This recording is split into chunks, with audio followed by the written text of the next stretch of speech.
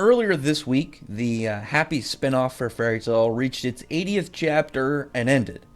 So I figured, in response to that, I'd like to talk a little bit about him. I haven't gotten to the full translations of the Happy spinoff. I think I think the fan ones are like halfway through, and then I'm not too sure currently on an official volume release for the manga. But I do want to talk about something that Happy did. And it obviously, like I said, it's not going to have anything to do with the spin-off. It's more of just like a Happy thing in general. I'll talk more about the spin-off once, I'm able to get a lot of the context within some of the overall layers of it. But for now, I just want to talk about one thing that actually Happy did that was really influential within the series. So, during the whole fight where Natsu was confronting Zeref, shortly into the Alvarez arc, Natsu went to go use the remnants of the power that Igneel left him to go try and take down Zeref. And whether or not we know, if Zeref would actually have died from that is currently, we'll never know. It was theorized from Zeref because it was power from someone that was dead that maybe it would be able to destroy him. And, obviously Dragonfire, there's the possibility. But regardless of which, if he ended up doing it, or even if he didn't, say in either scenario, maybe he destroys Zeref dies, and, Natsu would have died in response because of the fact that all of the demons from the Book of Zeref would, they all died once he went. And before you ask about Natsu, I have videos theorizing how Natsu is still alive if you want to go check them out. And then the other alternative is he doesn't kill Zeref, Zeref kills Natsu probably in response. Or, Invild does it. Anybody there, maybe Natsu's power destroys him and he dies. Regardless of which, I could see the solution of either he destroys Zeref or he doesn't would have led to his own death. And Happy decided to intervene. He didn't want Natsu to pretty much kill himself, and he pulled him from landing that big final strike and, took him away from the fight. There's a lot to really relate to that one moment, and not only in what happens later, but a lot of the overall kind of build for Natsu and the way that Happy really to him is similar to how he is to Igneel. Because the way that really when you look at the end of the Alvarez arc, the end of the Tartarus arc, Natsu was devastated by the death of Igneel. Igneel's death absolutely it nearly broke him. And from there, he's able to kind of see, the death of somebody close to you in order to, they're sacrificing yourself, do the better thing. They're doing the bigger, more important thing. And I think Natsu was trying to do that really when he went to go confront Zeref. He wanted to risk himself in the hopes that nobody else in the guild would be in danger. And he was going to be fine with it, even if he had to die. When Zeref told him about how he's E&D and killing him would also kill himself, Natsu was like, no, listen, I'm all for it. Doesn't matter to me. I'm going for it. So what if I do? I've already decided, so I'm gonna go through with this. Natsu was fully ready to die at that point, and Happy jumped in.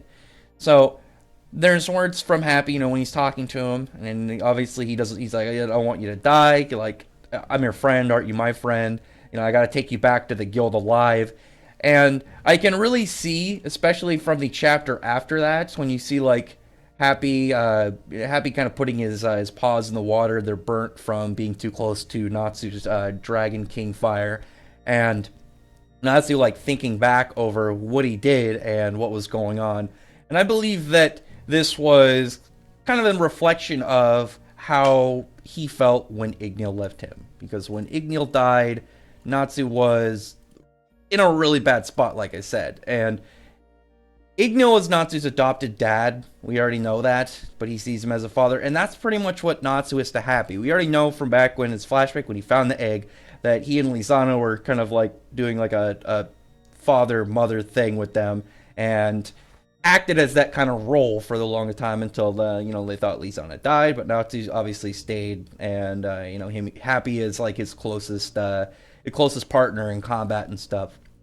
But in that whole idea, if Natsu died, then Happy would have pretty much been going through the same thing. And Happy was looking on to Natsu when he was mourning Igneel's death and just trying to figure out, you could tell that he wanted to go confront, he wanted to go console him, but he couldn't really fathom like what was going on with him. He couldn't really figure out how to approach him. He was just kind of watching from afar, like in devastation. And the wording as well, when he's like talking happy, and he's like, I'm your friend, aren't you my friend? He's like, you don't want, I don't want you to die. You shouldn't do this in sacrifice for what you think would be better for everybody else. Because later there's a comment when Natsu goes to stop Gray from sacrificing himself using the ice shell. He says about the same thing to Gray. And I think it's in the realization about like not needlessly sacrificing yourself for another person. There's a huge difference of, say, it's either I die here or a lot of us die, and it's an either all or nothing. There's no scenarios around it. And what Natsu, I think, was doing when he went to go confront Zeref, which was more of like a shortcut kind of trying to end, and just trying to kind of like end it there instead of sticking it with the rest of the guild and whatnot. Just going for an unnecessary potential ending for either one of them, and really what would have ended with him too. But happy, when you think about it, when you really think about it, if Natsu had died there, the world would have ended. The world would have ended. Acnologia wouldn't have been stopped. He would have continued his rampage. We already know from Future Rogue's timeline that Acnologia conquered the planet. He was unstoppable. And I know the Dragon Gods, they're hyped to be around his level. I don't think that they could take him 1v1. I think they grouped, but obviously if, in this future timeline, he's still alive and he conquered the planet, I think we can assume that he killed them all. So when you really think about it, like, this one cat ended up saving the world. He ended up actually having a really big role in this arc, in the story. And it's really cool to think about, because when you think about the Alvarez arc, and you think about all the big fights with the Spriggan and stuff, and with Zeref and Acnologia, Happy, excluding this, he didn't have a ton of participation in terms of what you'd think. He's a main character. He's part of the main cast. Obviously, he's not a fighter. He's not his wings. He's his mobility, his speed when he's not on the ground.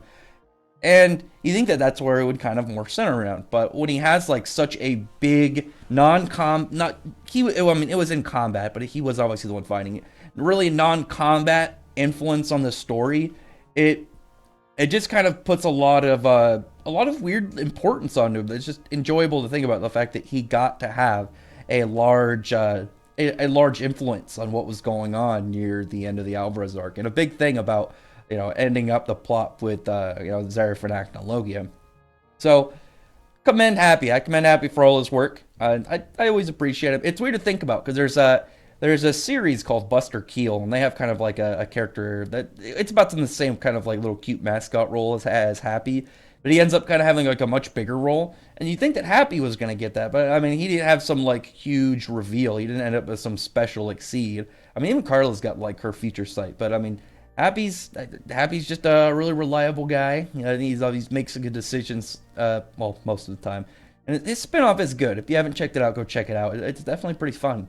And I'm looking forward to reading the rest translated, and just enjoying the fact that this kind of mascot character, who for the longest time, up until Edalus, was more of a gag character, and then got his own kind of character arcs, and then got his own spinoff. But other than that, comment below. Tell me your thoughts about this, and it's weird to think about, because he's the mascot character, and you wouldn't expect him to really get this much of a story affecting event. And obviously the fact he got his own spinoff, and it's not even a short spinoff, it's 80 chapters, so pretty hefty in size. But anyway, other than that, like I said, comment below, thumbs up the video, for the like button and the subscribe button, and check out my other videos. Other than that, I appreciate everyone who's already subscribed, and I thank you all for listening. Bye.